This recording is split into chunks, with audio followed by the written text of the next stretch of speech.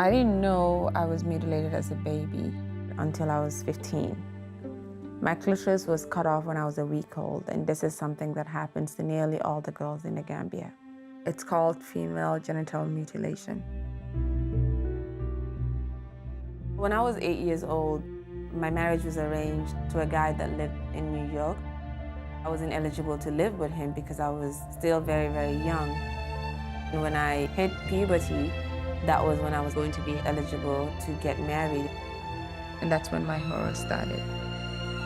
I arrived in New York on Christmas Day.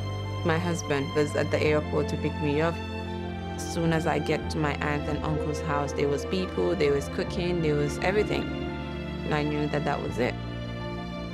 The night of the marriage, they had like an older woman, kind of like a sex advisor that would tell you about what to do. You know, this is the position to make it more comfortable, or this is the products that you can use to kind of lessen the pain. This woman actually bathes you. She rubbed perfume lotion all over me. They made me wear white lingerie.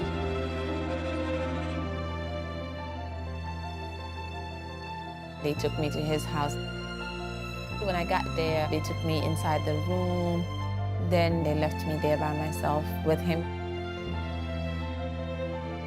I cried the whole time. When you're infibulated, you can't really have sex until you're cut back open. That's when they decided to take me to a doctor in downtown Manhattan to be reopened. And this doctor told me I had to have sex right away in order to keep it open. That's when I realized what it meant to be infibulated and what FGM actually means. I remember being at work and talking with some of my friends about their relationship. You know, at that point, then you realize, okay, am I missing something? Because the things that they're talking about is not the things that you're experiencing. Then I started talking to other girls that are African that have been through FGM, and I realized that they were all feeling the same thing I was feeling. So it just made me want to research, trying to find answers, trying to understand my own body. You know, how can I enjoy sex? How can I reverse this? Once I found out that this was permanent, it just kind of made me, something has to change. Then I saw a news article from the UK. They did this petition there, and as a result, the education minister was writing to all the schools to set up guidelines to deal with FGM. And I was like, you know, I can do this in the US. I went on change.org. I wrote a petition. I wanted the Obama administration to conduct a study on FGM in the United States.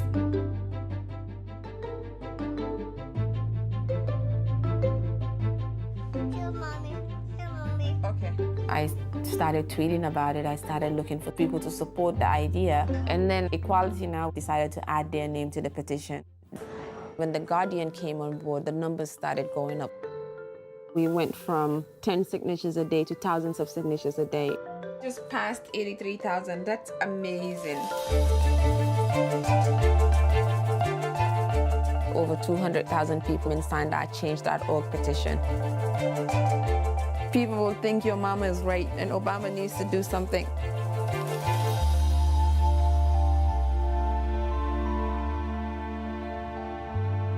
Female genital mutilation is barbaric and should be eliminated.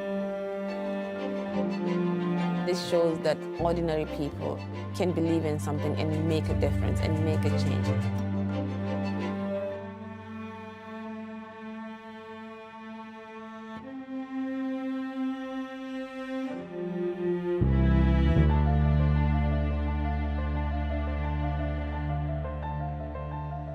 You know, FGM is a practice that you can't reverse. Once a girl has gone through that, is a practice that they live with for the rest of their lives. The clitoris of a woman is a sensual part of a woman's body. That's how you feel, that's what makes you gain pleasure. When that clitoris is cut off, you don't get that feeling. Every time your husband is having sex with you, when he's enjoying it, you're laying there in pain, and that's not fair to women.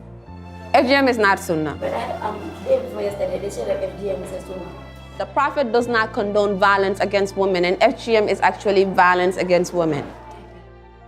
I'm very, very pleased that the Gambian government is here, because I think that in order for us to achieve change, we need you guys to help us do that. We need to empower our girls, and we need to make sure that no girl child is at risk of FGM in this country.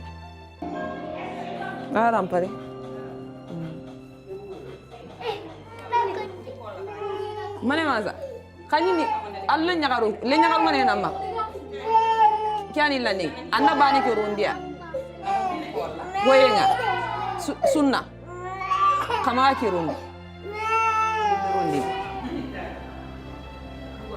no mane maza kimpe sangi kama kada bari okay mpa kendi wonta maka yimbe garato mane maza nanti kada nyadi bani kenta siranya ana kini mbaga na tanda mga dabaranta dabar mbaga na tanda mga dabaranta dabar.